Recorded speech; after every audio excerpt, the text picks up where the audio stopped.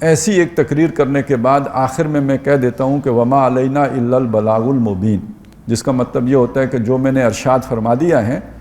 تو میرے ذمہ بس اتنا ہی تھا، یہ ارشاد کرنا ہی میرے ذمہ تھا، اس سے زیادہ میرے اوپر اور کوئی ذمہ داری نہیں ہے۔ تو آیا نبی صلی اللہ علیہ وسلم نے بھی ایسا ہی کیا تھا؟ اس لیے کہ بہرحال یہ بات تو قرآن مجید میں ہے کہ نبی آپ کی ذمہ داری بس پہنچا دینا ہے، اب کوئی نہیں مانتا تو اس سے ہم پوچھ لیں گے۔ تو ہم یہ سمجھتے ہیں کہ بس ایک تقریر کر لینے سے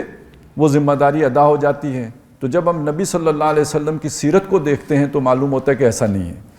آپ نے اصل میں یہ جو اتمام حجت ہے یا شہادت حق ہے،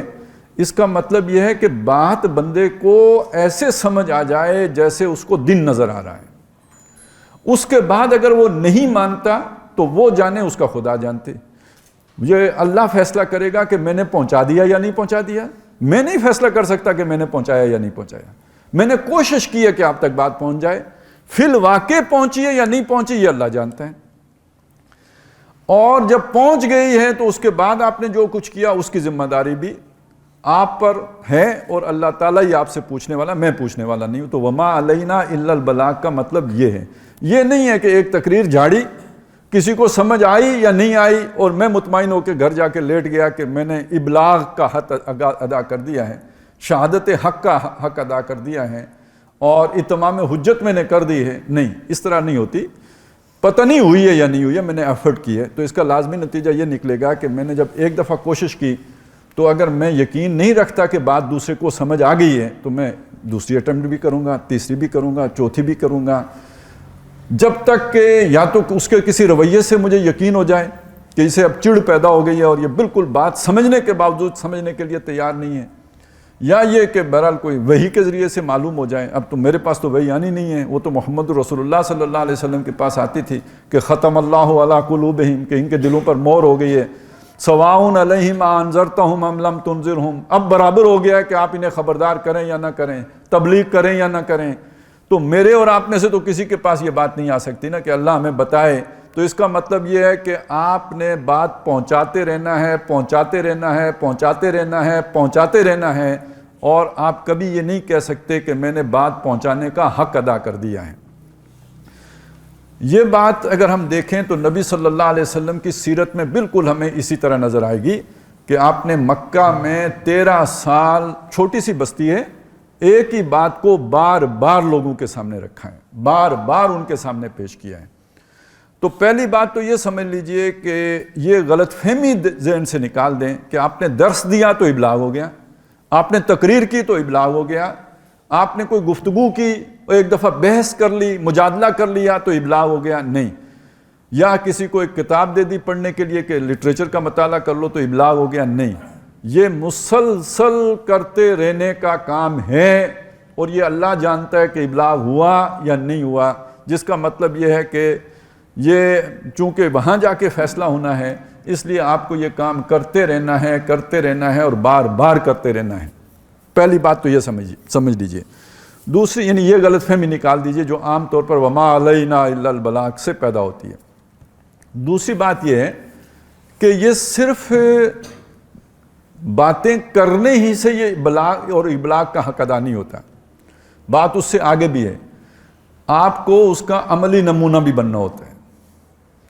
یعنی جو بات آپ کر رہے ہیں وہ بات آپ کے اپنے عمل سے ظاہر بھی ہو، آپ اس بات کے پوری طرح خود قائل ہیں،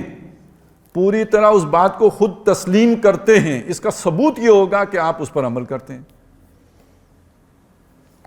اس کا ثبوت یہ ہوگا کہ آپ اس پر عمل پیرا ہیں، اور اس کا ایک ثبوت یہ ہوگا کہ جو آپ کے خونی رشتے ہیں، جو آپ کے قریب تر ہیں، آپ کوشش سب سے پہلے یہ کریں گے کہ ان میں بھی وہ بات آئے۔ ظاہر ہے جیسے ہمیں پتہ چلے کہ فلانی سوسائٹی میں بہت ہی سستے پلاٹ مل رہے ہیں تو پہلی کوشش یہ ہوگی کہ میں خود لوں، دوسری کوشش یہ ہوگی کہ میرے جو رشتہ دار ہیں، بھائی ہیں، برادری والے ہیں وہ لیں، اس کے بعد وہ سوغات بانٹنے میں گلی میں جاؤں گا نا۔ تو اگر میرا یقین اس بات پر ہے کہ جو بات میں کہہ رہا ہوں وہ ٹھیک ہے اور اسی میں نفع ہے اور یہی فائدے والی ہے، تو اس کی ترتیب بھی تو یہی ہونی چاہیے نا۔ لہٰذا یہ ایک دعوت کا اصول ہے، الاقرب فالاقرب، جو آپ کے دل کے زیادہ قریب ہے دعوت بھی سب سے پہلے اس کو دی جائے گی، اس تک پہنچائی جائے گی. اور اس میں جو قریب ہے نا اس کو ہمارے کردار کا پتہ ہوتا ہے. آپ نے مجھے پہلی دفعہ دیکھا ہے، میں جتنی اچھی تقریر کر کے چلا جاؤں، آپ کو اگر میرے صبح و شام کا نہیں پتہ تو آپ کو تو نہیں پتہ نا، وہ آپ مجھے نہیں جانتے. لیکن یہ کہ میرے بھائی تو مجھے جانتے ہیں نا، میرے پڑوسی تو مجھے جانتے ہیں نا، میرے برادری والے تو مجھے جانتے ہیں. تو اگر میرے کردار کے اندر یعنی یک رنگی نہیں ہوگی، اگر میرے کردار کے اندر دوگلا پن ہے تو ان پر وہ اثر نہیں کرے گا. تو انسان کی دعوت و تبلیغ کا سب سے پہلا حقدار اس کے قریبی لوگ ہیں، اور اگر وہ اپنے قریبی لوگوں کو دعوت دے رہا ہے تو اس کا مطلب یہ ہے کہ اس کی دعوت کے اندر سچائی ہے، اس کا کردار اپنی دعوت کے مطابق ہے. وگرنہ یہ کہ قریبی لوگوں کو دعوت نہیں دی جا سکتی کیونکہ وہ جانتے ہوتے ہیں. تو نبی صلی اللہ علیہ وسلم کو بالکل ابتدا میں یہ حکم ملا کہ انذر عشیرتک الاقربین، اپنے قریبی رشتہ داروں کو خبردار کیجیے. بعد والوں کی جو ہے نا معاملہ بعد میں ہے، پہلے اپنے قریبی رشتہ داروں کو خبردار کیجیے. وہ جو مشہور بات ہے، آپ نے دعوت دی، سب کو گھر بلایا، کھانا کھلایا، اور اس کے بعد بات رکھنے کی کوشش کی تو لوگ بات سنے بغیر چلے گئے. پھر کھانا کھلایا، دوسری مرتبہ کھلایا تو اب انہیں کچھ شرم آئی تو انہوں نے بات سن لی. تو یعنی نبی صلی اللہ علیہ وسلم کی سیرت سے ہمیں یہ بھی معلوم ہوا کہ آپ نے اپنی بات اپنے قریبی رشتہ داروں کے سامنے رکھی، اور یہ سارے لوگ جانتے تھے محمد رسول اللہ کو کہ یہ کون شخصیت ہیں، یہ صادق اور امین شخصیت ہیں.